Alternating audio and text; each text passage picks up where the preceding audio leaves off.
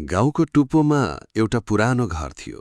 माटोले पोतेको भित्तो, ढुङ्गाको छाना, आँगनको बीचमा तुलसीको मठ अनि बार्दलीको कुनामा सधैँ घाम तापिरहने एउटा काठको कुर्सी। त्यो कुर्सीमा हरेक बिहान बस्ने गर्थे सबैले बाजे भनेर चिन्ने हरिप्रसाद। उमेरले उनको ढाड अलि निहुरिएको थियो, आँखामा धमिलोपन थियो, तर मन भने अझै बालक चाहिँ सफ्फा थियो। गाउँका साना ठूला सबैले उनलाई माया गर्थे, किनकि उनले कसैलाई नराम्रो बोलेको कसैले सुनेको थिएन। जसले जति दुःख सुनायो उनले त्यति नै धैर्यले सुने। बाजेको एउटा छोरा थियो, रमेश। शहरमा जागिर गर्थ्यो। बुहारी नाति नातिनी सबै शहरमै बस्ने। सुरुमा त वर्षमा 2 पटक गाउँ आउँथे। दशैंमा आउँथे, तिहारमा आउँथे, घरभरि हाँसो गुन्जिन्थ्यो। बाजेले आँगनमा नातिलाई काँधमा बोकेर घुमाउँथे, नातिनीका लागि चिउरा दही तयार गर्थे। तर समय बदलिँदै गयो। शहरको काम बढ्यो, बच्चाहरूको स्कुल बढ्यो अनि गाउँ आउने समय घट्दै गयो। फोन भने आउँथ्यो, पहिले हप्तामा 1 पटक, पछि महिनामा 1 पटक अनि कहिलेकाहीँ त्यो पनि नआउने। गाउँमा सबैले मोबाइल चलाउन सिके। कोही भिडियो कल गर्थे, कोही टिकटक हेर्थे, कोही फोटो पठाउँथे। तर बाजेले मोबाइल कहिल्यै चलाउन सकेनन्। सानो बटन भएको फोन छोराले किनिदिएको थियो। त्यसलाई उनी यो कराउने डिब्बा भन्थे। फोन बज्दा उनी डराउँथे। हेलो भन्नुपर्छ, छिमेकीको छोरो बिरेले सिकाएको थियो। तर फोन उठाउँदा उनको हात काँप्थ्यो।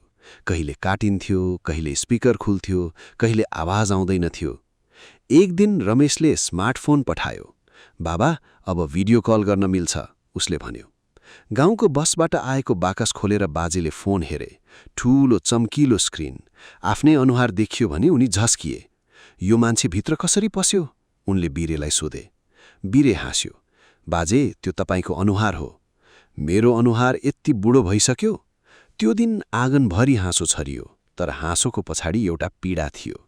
बाजेले पहिलो पटक आफ्नो बुढ्यौली स्पष्ट देखेका थिए। राति उनी एक्लै कोठामा बसे। श्रीमती सीताको फोटो भित्तामा टाँसिएको थियो। सीता 5 वर्ष अघि बितेकी थिइन्।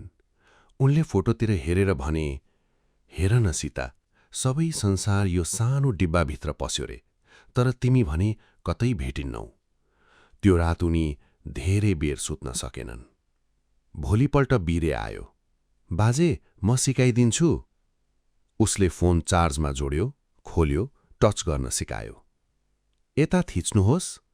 बाजेले औँला राखे, केही भएन। जोरले होइन, माया गरेर। बाजेले फेरि छोए। स्क्रिन सर्यो। अरे, यो त जिन्दो रहेछ। बिरे फेरि हाँस्यो। केही दिनसम्म बिरेले सिकायो, फोन उठाउने, फोटो हेर्ने, नाम पढ्ने। तर बाजेका औँला कठोर थिए। आँखाले अक्षर छुट्याउन गाह्रो हुन्थ्यो अनि मनमा डर बढी थियो। म बिगारिदिन्छु कि? बिग्रदैन बाजे? तर बाजेले सजिलै विश्वास गर्न सकेनन्। एक साँझ रमेशले भिडियो कल गर्यो। बिरेले फोन उठाएर बाजेको हातमा दियो। स्क्रिनमा शहरको कोठा देखियो। रमेश, बुहारी अनि 2 नाति। बाबा! रमेश चिच्यायो। बाजे चुपचाप हेरेर बसिरहे। बोल्नुस् न। उनको घाँटी अड्कियो, आँखा रसाए। 5 महिनापछि छोराको अनुहार देखेका थिए। खाना खान्छस्? उनले यति मात्र भन्न सके। नातिले भन्यो, हजुरबा, तपाईँ हाम्रो घर कहिले आउनुहुन्छ? बाजे केही बेर मौन रहे। मेरो खुट्टाले शहर भेट्दैन बाबु। नातिले नबुझे जस्तै गर्यो। बच्चाको मन हो। कल सकियो। फोन बन्द भयो। कोठा फेरि सुनसान भयो। बाजेले बिस्तारै भने, मान्छे भेट्दा हात समात्न पाइन्थ्यो, यो भेटाइमा त छुनै पाइँदैन रहेछ। दिनहरू बिते। अब बाजेले बिहान उठेर पहिले फोन हेर्न थाले। कसैले फोन गरेको छ कि, कुनै फोटो आएको छ कि? तर चलाउन नआउने भएकाले उनी स्क्रिन मात्र हेर्थे। कहिले कुनै बटन थिचिन्थ्यो, आवाज निस्किन्थ्यो, उनी डराएर बन्द गर्थे। गाउँका केटाकेटीले उनलाई जिस्काउँथे। बाजे, फेसबुक खोल्नुस् न। त्यो के हो? मान्छेहरूको किताब। मान्छे किताबभित्र पनि पसिसके। सबै हाँसिदिन्थे। बाजे पनि हाँसिदिन्थे। तर मनभित्र एउटा प्रश्न बल्झिरहन्थ्यो, म किन यति पछि परेँ? एक दिन गाउँमा ठूलो वर्षा आयो। पहिरो खस्यो, बाटो बन्द भयो, बिजुली गयो, नेटवर्क हरायो। 3 दिनसम्म फोन चल्नै सकेन। बाजे बेचैन भए, छोरासँग कुरा गर्न पाएनन्, नातिको फोटो हेर्न पाएनन्। त्यसपछि उनले पहिलो पटक बुझे, जसलाई उनी डिब्बा भन्थे, त्यो डिब्बामा उनको संसार बस्न थालेको रहेछ। नेटवर्क आएपछि रमेशको फोन आयो। बाबा, तपाईँ ठिक हुनुहुन्छ? म ठिक छु। फोन किन उठाउनु भएन? पहाडले लाइन खायो। रमेश केही बेर चुप लाग्यो अनि भन्यो, बाबा, तपाईलाई सहर लैजाउँ? बाजेले आँगनतिर हेरे। तुलसी, गाई बाँध्ने ठाउँ, सीताले रोपेको आँपको बोट अनि बार्दलीको कुर्सी। मलाई यहाँको हावा चिन्छ, सहरको हावा अपरिचित छ। रमेशले फेरि केही बोल्न सकेन। दशैं नजिकियो। यसपालि पनि उनीहरू आउन सकेनन्। रमेशले फोनमा माफी माग्यो। बाजेले भने, काम ठूलो हुन्छ, मान्छे सानो हुन्छ। रमेश रोयो। फोनको त्यो पारी सुक्क सुक्क आवाज आयो। बाबा, म असल छोरा हुन सकिनँ। बाजेले उत्तर दिए, बुवा आमा असल छोराछोरी खोज्दैनन्, खबर खोज्छन्। यो वाक्य रमेशको मनमा काँडा जस्तो गढ्यो। केही दिनपछि अचानक गाउँमा गाडी आयो। धुलो उडाउँदै आँगन अगाडि रोकियो। रमेश, बुहारी, नाति, नातिनी झरे। बाजे कुर्सीबाट उठ्न खोजे, तर हतारमा लड्नै लागे। रमेश दौडेर समात्न आयो। बाबु र छोराले धेरै वर्षपछि एकअर्कालाई अगालो हाले। बाजे काँपिरहेका थिए। फोनमा त तिमी सानो देखिन्थ्यौ, उनले भने। रमेश रोहिरहेको थियो। बाबा, म ढिलो आएँ। आएको मान्छे ढिलो हुँदैन। नातिले दौडेर हजुरबालाई समायो। अब भिडियो कल गर्नु पर्दैन, उसले हाँस्दै भन्यो। आँगनमा त्यो दिन फेरि पुरानो हाँसो फर्कियो। राति सबैजना सुतिसकेपछि रमेशले बाजेको पुरानो फोन र स्मार्टफोन हेर्यो। स्मार्टफोनको स्क्रिन चिरा परेको थियो। भित्र सयौं मिस्ड कल, नखुलेका फोटो, नपढिएका सन्देश थिए। एउटा नोटप्याडमा केही शब्द टाइप गरिएको थियो, अधुरो। रमेश, फोन कसरी गर्ने याद आयो। अर्को लाइन, नाति ठूलो भयो होला। अर्को, सीता, यो फोनले मान्छे देखाउँछ, तिमीलाई किन देखाउँदैन? रमेशको छाती चिरियो। बाजेले लेख्न त सिकेका रहेछन्, तर पठाउन सकेनछन्। भोलिपल्ट रमेशले बाजेलाई नयाँ तरिका सिकायो। बाबा, यो एउटा बटन थिच्नुस्, सिधै मलाई फोन लाग्छ। उसले ठूलो फोटो राखिदियो। रमेशको अनुहार, बस एउटा टच। बाजेले धेरै पटक अभ्यास गरे। एक पटक सही लाग्यो। उता रमेश आँगनमै उभिएको थियो, उसको जेबमा फोन बज्यो। सबै हाँसे। बाजे बच्चा झै खुसी भए। अब म सक्छु। त्यो म सक्छु शब्दमा बालकको विजय थियो। समय फेरि बग्न थाल्यो। परिवार शहर फर्कियो, तर यसपटक दूरी पहिले जस्तो लागेन। हरेक बिहान बाजे रमेशको फोटो थिच्थे। हेलो बाबा, हेलो छोरा। कहिले 2 मिनेट, कहिले 10 मिनेट। कहिले बोल्ने कुरा नहुँदा पनि फोन खुलै राख्थे। एकले गाईलाई घाँस हाल्थे, अर्कोले शहरमा चिया बनाउँथ्यो। मौनतामा पनि साथ थियो। एक जाडो बिहान बिरे दौडिँदै आयो। बाजे कुर्सीमा थिए, तर आज असामान्य शान्त। फोन उनको हातमै थियो। स्क्रिनमा रमेशको मिस्ड कल। बिरेले बोलायो, बाजे। उत्तर आएन। गाउँभरि खबर फैलियो। रमेश शहरबाट हतारिँदै आयो। पुग्दा साँझ भइसकेको थियो। बाजे सेतो कपडामा शान्त थिए, अनुहारमा हल्का मुस्कान। रमेशले हात समात्यो। चिसो भइसकेको थियो। उनको हातमा फोन अझै थियो।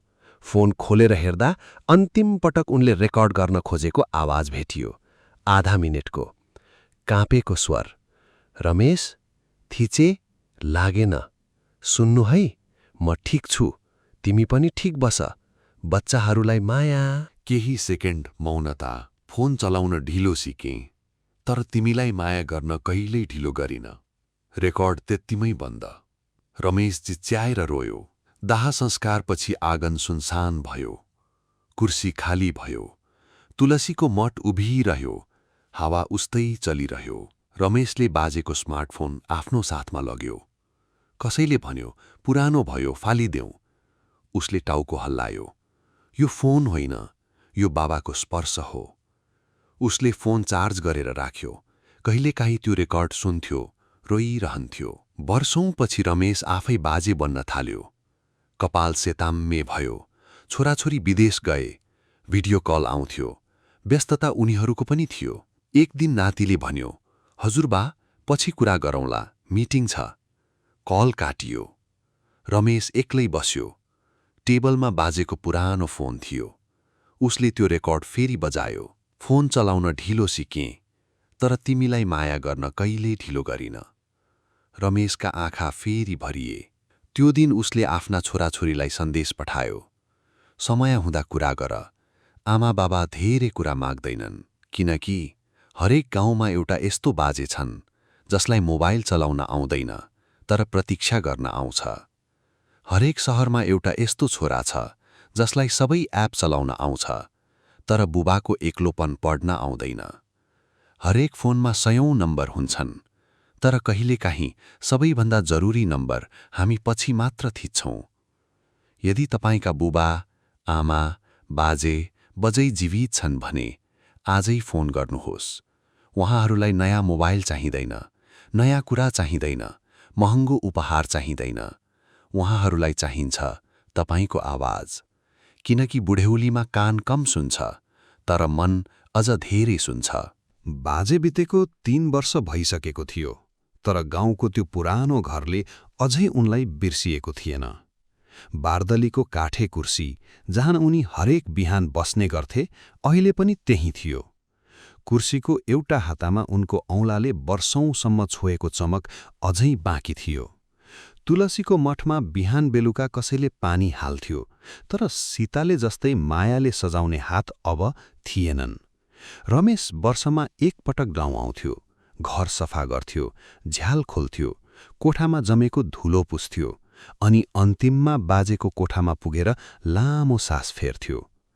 त्यो कोठामा अझै बाजेको गन्ध थियो, पुराना कपडाको गन्ध, सरसफाईको साबुनको गन्ध, राति सुत्नु अघि लगाउने तेलको गन्ध।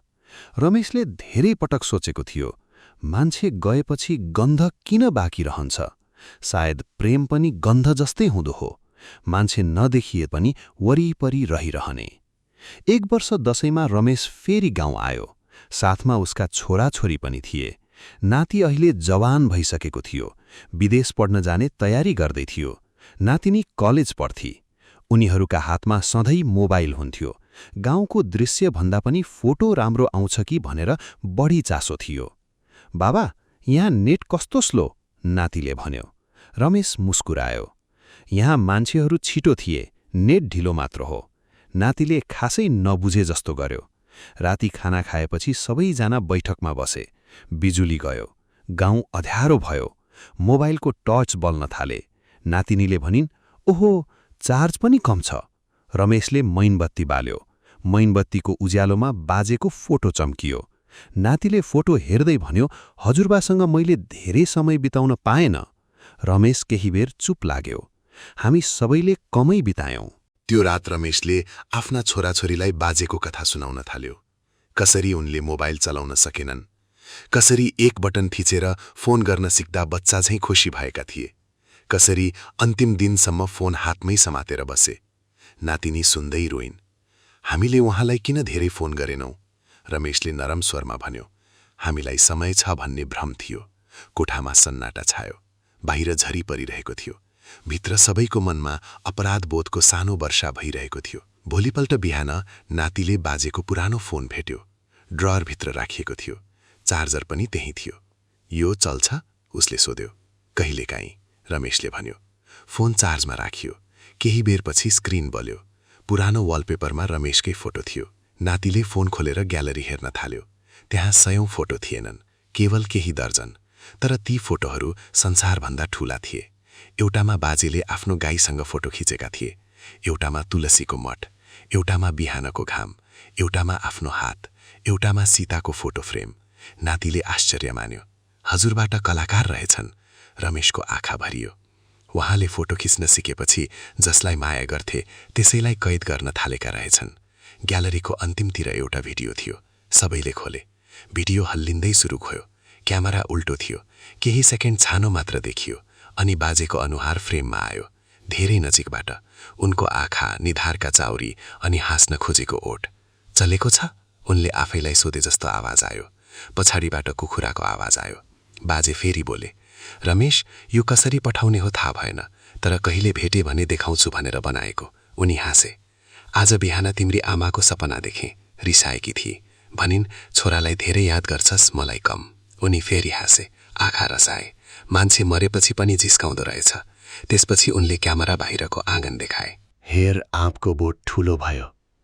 तुलसी देखाए, आकाश देखाए।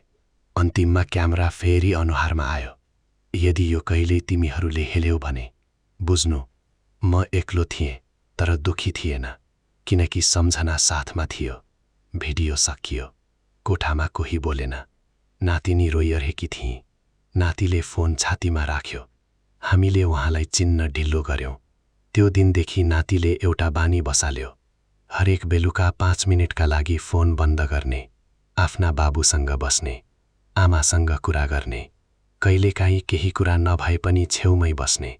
रमेशले एक दिन सोध्यो, किन अचानक यस्तो? नातिले उत्तर दियो, हजुरबाले सिकाउनु भयो। कसरी? मोबाइल चलाउन नसक्ने मान्छेले सम्बन्ध चलाउन जान्दो रहेछ। रमेश टोलायो। त्यो वाक्यले उसको मनभित्र वर्षौंदेखि जमेको पश्चात्तापमा घाम लाग्यो। समय फेरि सरिरह्यो। नाति विदेश गयो। नातिनी पनि जागिरका लागि सहर गइन्। घर फेरि शान्त भयो। रमेश र उसकी श्रीमती मात्र बस्थे। अब रमेश आफै कहिलेकाहीँ फोन कुरेर बस्न थालेको थियो। स्क्रिनतिर हेर्थ्यो, अनलाइन देख्थ्यो, तर कल आउँदैन थियो। एक दिन उसले हाँस्दै श्रीमतीलाई भन्यो, म पनि बाजे हुँदैछु। श्रीमतीले सोधिन्, के मोबाइल चलाउन नजान्ने? होइन, कसैको आवाज पर्खिने। त्यस रात उसले छोरालाई फोन गर्यो, बाबु, व्यस्त छस्? अहिले अलि मिटिङमा छु, पछि गर्छु। रमेशले सहजै भन्यो, ठिक छ। फोन काटियो। त्यो एक शब्द पछि कति भारी हुन्छ उसले त्यही दिन महसुस गर्यो, किनकि कतिपयपछि कहिल्यै आउँदैनन्। उही रात उसले बाजेको पुरानो रेकर्ड फेरि बजायो। फोन चलाउन ढिलो सिके, तर तिमीलाई माया गर्न कहिल्यै ढिलो गरिन। रमेश धेरै बेर रोयो। श्रीमतीले काँच समाइन्। किन यति रोएको? उसले भन्यो, आज बाबाको एक्लोपन बुझे। केही हफ्तापछि नातिको फोन आयो, बाबा, माफ गर्नुहोस्, म पनि तपाईलाई पछि भन्थे। रमेश चुप लाग्यो। आज हजुरबाको भिडियो फेरि हेरे। नातिले भन्यो, म बदलिन चाहन्छु।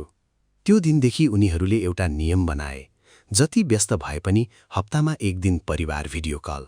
कोही नआए रिस नमान्ने, तर खबर भने दिने, किनकि मौनताभन्दा सानो सन्देश राम्रो। वर्षौंपछि गाउँको त्यो घर पुनः बनाइयो। नयाँ रङ, नयाँ छाना, नयाँ झ्याल, तर बारदलीको पुरानो कुर्सी कसैले फालेन। नातिले भन्यो, यो त भाँचिएको छ। रमेशले भन्यो, यसले मान्छे अड्याएको छ, फालिन्न।